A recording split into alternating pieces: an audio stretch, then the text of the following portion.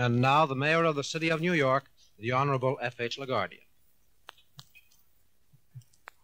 I've been honored to be asked to read a tribute to a great American, Nikola Tesla.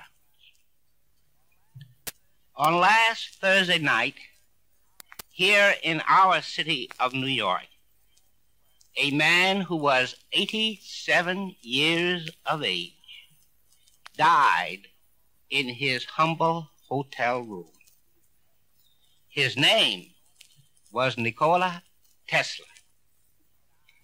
He died in poverty, but he was one of the most useful and successful men who ever lived. His achievements were great and are becoming greater as time goes on. Nikola Tesla could have amassed hundreds of millions of dollars, could have become the richest man in the country, in the world, if he wished for riches. He didn't. He did not care for anything, did not have time for anything that spelled success for too many people. Nikola Tesla was a great humanitarian, a pure scientific genius, a poet in science. He did extraordinary, amazing, miraculous things during his life among us. He did them simply to serve mankind. And for his services, he did not want anything. Money, he didn't care for it. Honor, who was anybody to honor anybody else? That was his attitude. Gratitude, he did not expect or demand it. Nikola Tesla did not care to be paid for anything he did for the human race. He simply functioned according to his natural genius, which came to him in the land of his birth, Yugoslavia, as a son of his mother. Now, this extraordinary man is dead, or so they say. The papers on Friday told he died. His body was found still on the bed in his little hotel room in this city. And the newspapers published obituaries and editorials summarizing his life and work, and they told of his personal habits and eccentricities. Tesla, they say, is dead. In a funeral parlor in this city, there is all that is left of his person. The funeral services will be held on next Tuesday afternoon at 4 o'clock in the Cathedral of St. John.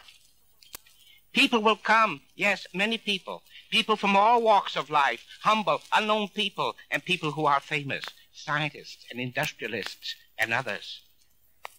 And then will be all right. It is a customary thing to do. But Tesla is not dead. Tesla is not really dead. Only his poor, wasted body has been stilled. The important part of Tesla lives in his achievement, which is great, almost beyond calculation, an integral part of our civilization, of our daily lives, of our current war effort. Today, we on this program do not mourn Tesla. We do not honor him, for we know that Nikola Tesla would not care for that. Why mourn Tesla? His life is a triumph. We are in the studio today just thinking of Tesla, talking of him among ourselves and to you who are listening to us. And we are playing some music and singing a few songs which we will think Nikola Tesla would have liked. We celebrate his achievement on earth, his great triumph, which is our triumph, the triumph of all the people of the world. We celebrate his contributions to our life, to the sum total of civilization and human potentialities in America and everywhere. which will be as permanent as man himself. We are talking about Nikola Tesla, celebrating the fact that we belong to the same species to which he belonged while he was among us.